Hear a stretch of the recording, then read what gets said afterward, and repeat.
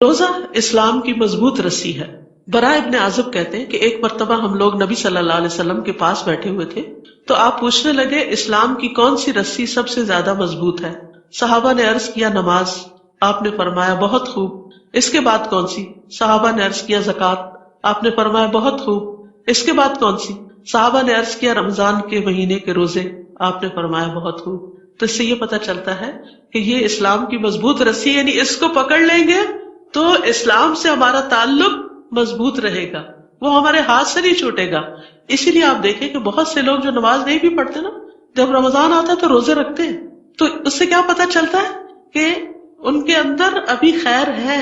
جیسے وہ سکتے کا مریض ہوتا ہے نا، جو شوق میں چلا جاتا ہے تو وہ بظاہر لگتا ہے ڈیڈ ہے، لیکن کیا کرتے ہیں کہ آئینے کو اس کے ناک کے پاس رکھتے ہیں، اگر اس کے اوپر کچھ دھندلاہٹ آئے تو کہتے نہیں ابھی اس میں لائف ہے، یعنی وہ سانس کی وجہ سے اس کے اوپر فیوم سا آ جاتا ہے۔ تو اسی طرح اگر ایک شخص ٹوٹلی آؤٹ ہے اسلام سے لیکن رمضان آتا ہے اور روزہ رکھنا شروع کر دیتا ہے، اس کا مطلب ہے ابھی اس میں جان ہے، اس میں خیر ہے۔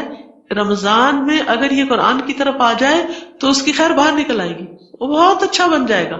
تو اللہ سبحانہ وتعالیٰ نے ہمیں بہت بڑی نعمت عطا کی کہ ہم اس سے اسلام کے ساتھ اپنے تعلق کو اور مضبوط کریں، کیونکہ رسی کیا کرتی؟ باندھتی ہے۔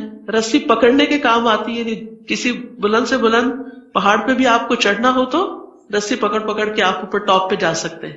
تو اس لیے روزہ جو ہے ایک مضبوط رسی بھی ہے، قرآن کو بھی رسی کہا گیا، وَاعْتَصِمُوا بِحَبْلِ اللَّهِ جَمِيعًا۔ تو حدیث میں آتا ہے قرآن جو ہے وہ حبل اللہ المتین ہے، اللہ کی مضبوط رسی ہے۔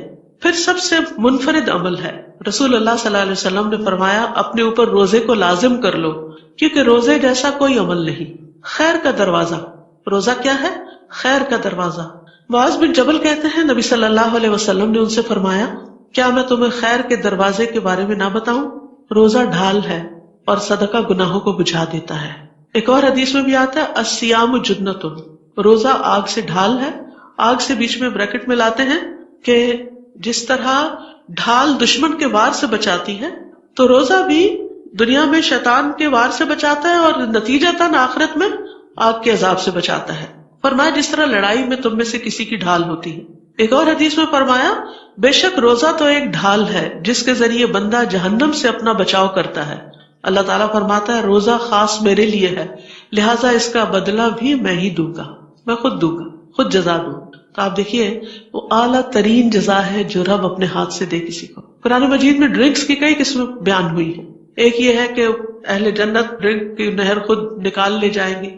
اس سے اگلا لیول یہ ہے کہ جنت کے جو ولدان ہوں گے غلمان، وہ شراب سرو کریں گے۔ اور تیسرا کیا ہے جو ہائیسٹ لیول ہے، وَسَقَاهُمْ رَبُّهُمْ شَرَابًا طَهُورًا، ان کا رب ان کو شراب طہور پلائے گا۔ تو عام عبادات کا اجر تو ملے گا ہی، لیکن روزے کی جزا خود اللہ سبحانہ وتعالیٰ آپ کو دے گا۔ وہ کتنی بڑی جزا ہوگی، وہ اس کی شان کے مطابق جو بھی ہوگی، اللہ ہم سب کو نصیب فرمائے۔ پھر اسی طرح روزہ ایک مضبوط قلعہ بھی ہے۔ حدیث میں آتا ہے نبی صلی اللہ علیہ وسلم نے فرمایا روزہ ڈھال ہے اور مومن کے قلعوں میں سے ایک قلعہ ہے، یعنی آپ اس فورٹ کے اندر آ جاتے ہیں تو محفوظ ہو جاتے ہیں۔ کس سے؟ شیطان سے۔ اس کے ساتھ کیا ہوتا ہے؟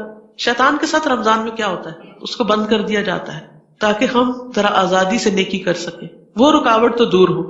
نفس ساتھ ہی ہوتا ہے، ان النفس لامارۃ بالسوء، کیونکہ بہت سے لوگ کہتے ہیں کہ شیطان قید میں ہے تو پھر کیوں ہم برے کام کرتے ہیں، کیونکہ نفس تو اپنے ساتھ ہی ہے نا، وہ جو شیطان کی ٹریننگ میں رہا، تو اس کو مارنے کے لیے کیا ہے پھر روزہ، نفس کو روزہ مارتا ہے، تو پھر روزے سے